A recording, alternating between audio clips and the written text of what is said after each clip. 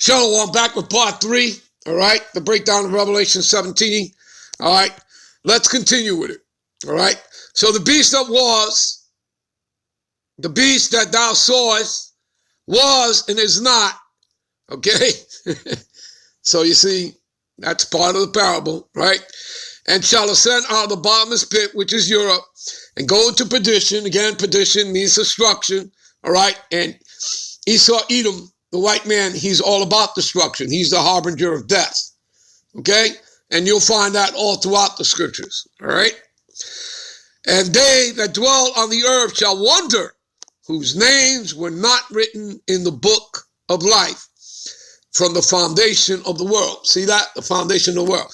Now, who is written in the foundation of the world? Okay? Who is written in it? The elect of Israel were written. All right? They're written in the book of life. Okay? They were chosen before the foundation of the world. Okay? Let's prove that quickly here. All right? Let's go, for example, to Romans 11:7. All right? And Romans 11:7 will tell you, all right?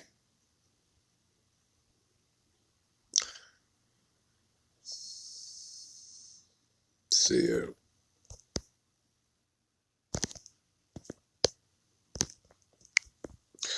Romans 11:7. Where are we? Here we are. All right. What then? Israel have not obtained that which it seeketh for, right? Israel as a whole, of the Negro, Latino, Native Americans. And remember, we're scattered into every nation. But the majority of the exodus that's going to take place will come out of America, Babylon the Great. Nonetheless, we'll have Israelites scattered into every nation. Those that are part of the elect will be, taken up into the ships, into the chariots, all right? All right. So, what then? Israel have not obtained that which it seeketh for, right? What is it that they seek it for? Salvation, immortality, the kingdom, right? But the election have obtained it. So the elect have obtained, so, that's talking about the 1/3. That's the elect of Israel, all right? So the election have obtained it, and the rest were what? Blinded. So 2/3 of our people are blind to this truth. They're not in concert with Yahweh Bashim Yahweh Shai. You understand that? They weren't chosen. Let's prove that. Okay? So you have better understanding, people, all right?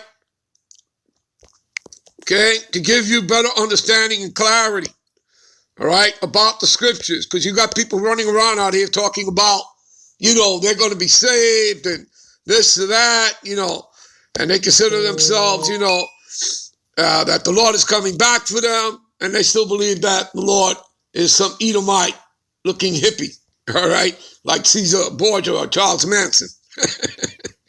All right, these people ought to be in a straitjacket. All right, and the act of picking out, choosing, the act of God's free will, listen up, by which before the foundation of the world, before the world was created, he decreed, right, his blessings to certain persons, all right? Now, what I want you to see is that those certain persons are Israelites. So it's not talking about the whole world. It's not talking about all 18 nations. It's talking about the Israelites. And only who? A certain persons of Israelites that were chosen before the foundation of the world, all right? The decree made by choice by which he determined to bless certain persons through Yahweh Shai the Mashiach by grace alone. By grace are ye saved by faith, right? Ephesians 2:8-9, right? All right. A thing, a person chosen, right? Go to, what is that? St. John's 15:16. Ye have not chosen me, but I have chosen you. You see that? So again, you'd have to be invited in. Okay? It's by invitation. Okay? You don't walk in unawares into the council of Yahweh Bashim Yahweh Shai. like I just told you right here, right? The act of God, the Heavenly Father's free will, by which before the foundation of the world, before the world began, he decreed his blessing to certain persons. See? Of persons, right? Person chosen, God's elect. Now we go scroll up here, we hit etymology, root word etymology, we hit that. To pick out, to choose, to pick, or choose out for oneself. Like I said, St. John 15:16. Ye have not chosen me, but I have chosen you.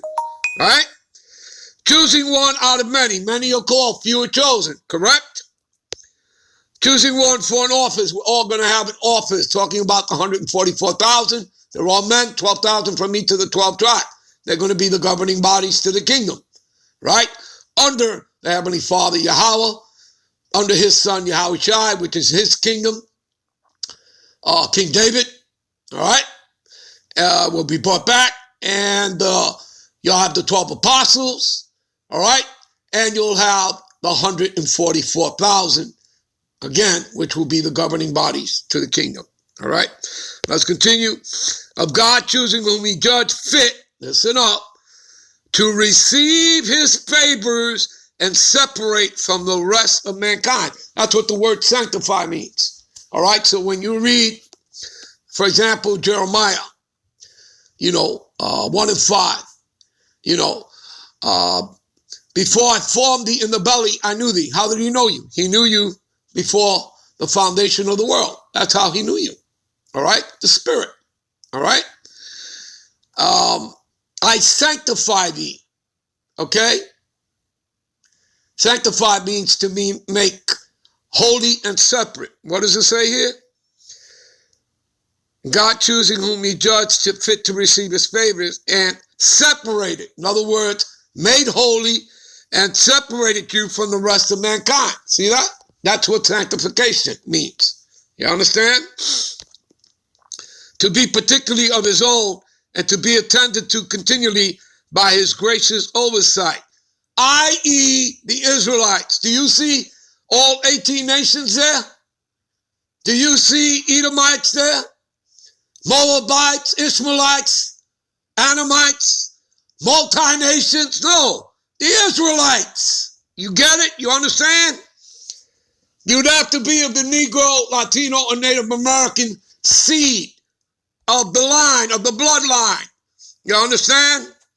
It's all about the seed. Has nothing to do with your outer appearance, people. All right? You are what your fathers are. You are the seed of your fathers. All right? All right, let's get back. All right? All right. Where are we?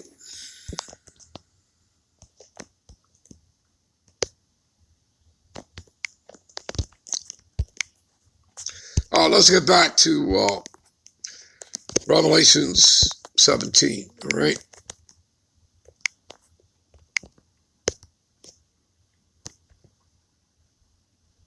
All right, so now you people understand. Again, I'll read it, all right?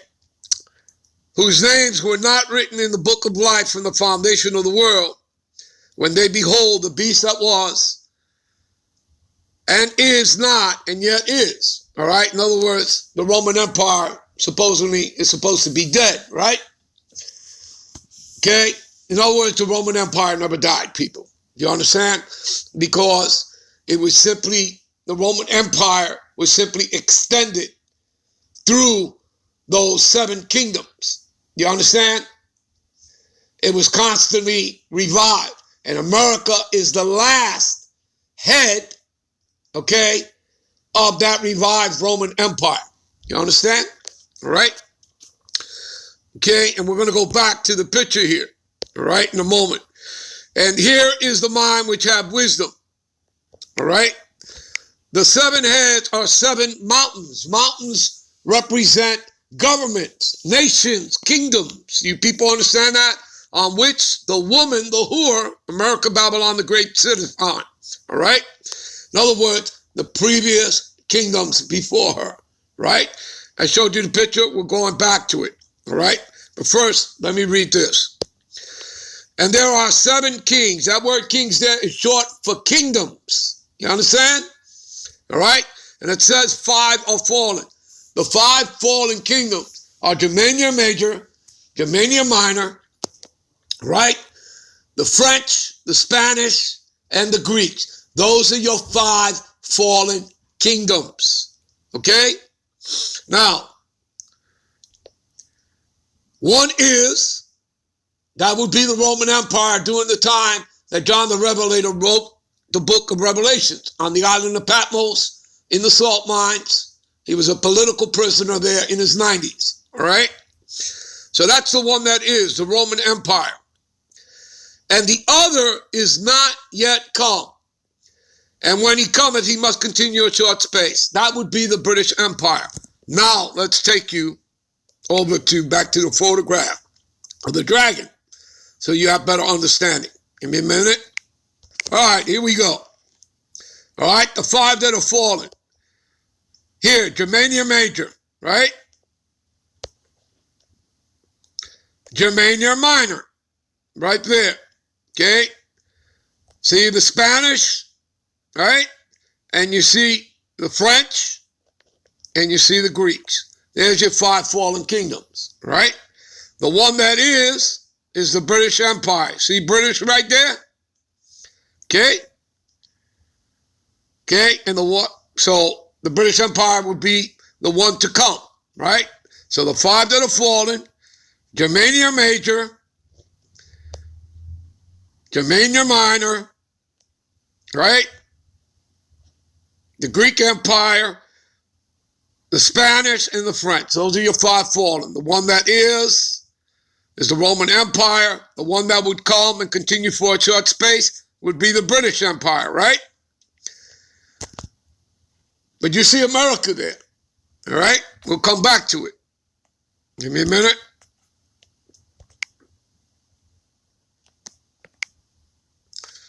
All right? What does it say here now? All right?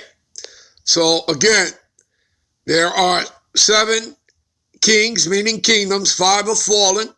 One is, and the other is not yet come. And when he come, he must continue a short space. So I've given you all 7.